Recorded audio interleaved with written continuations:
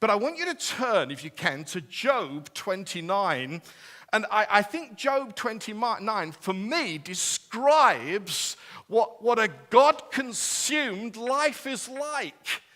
It's a bit of a measuring standard, something we can set ourselves against and say, well, how do I compare? And I say this because do you remember in Job 21, there's this mysterious kind of conversation going on. It's not easy to understand. Many people think Job was possibly the first book ever written in our Bibles.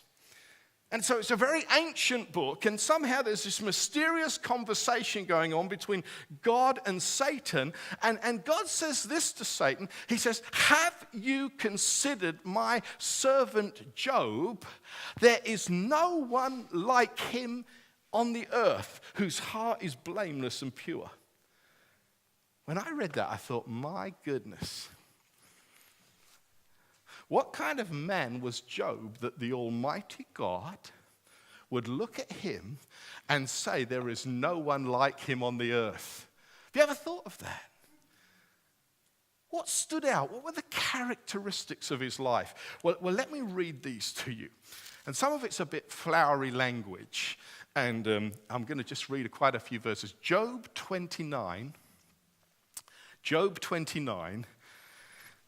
And let me read from verse 4. Oh, for the days when I was in my prime. How many 50-year-olds like that can say that like me? Okay. Oh, for the days when I was in my prime, when God's intimate friendship blessed my house, when the Almighty was still with me and my children were around me. Listen to this poetic language. When my path was drenched with cream and the rock poured out for me streams of olive oil. When I went to the gate of the city and took my seat in the public square, the young men saw me and stepped aside. The old men rose to their feet.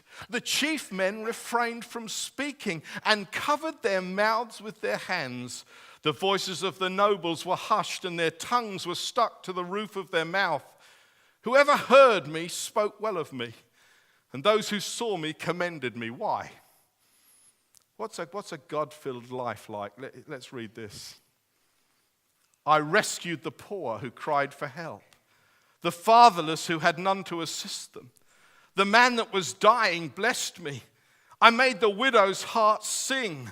I put righteousness as my clothing. Justice was my robe and turban. I was eyes to the blind, feet to the lame. I was a father to the needy. I took up the case of the strangers. I broke the fangs of the wicked and snatched the victims from their teeth.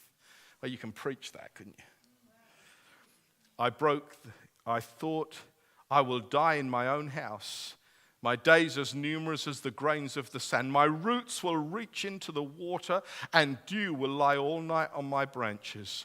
My glory will remain fresh in me, my bow ever new in my hand. Look at this. Men listen to me expectantly, waiting in silence for my counsel. After I had spoken, they spoke no more. I love this next verse. My words fell gently on their ears. They waited for me as for showers and drank in my words as the spring of the rain. When I smiled at them, they scarcely believed it. The light of my face was precious to them. I chose the way for them and sat among them as chief. I dwelt as a king among his troops. I was like one who comforts mourners. Isn't that beautiful? It's beautiful.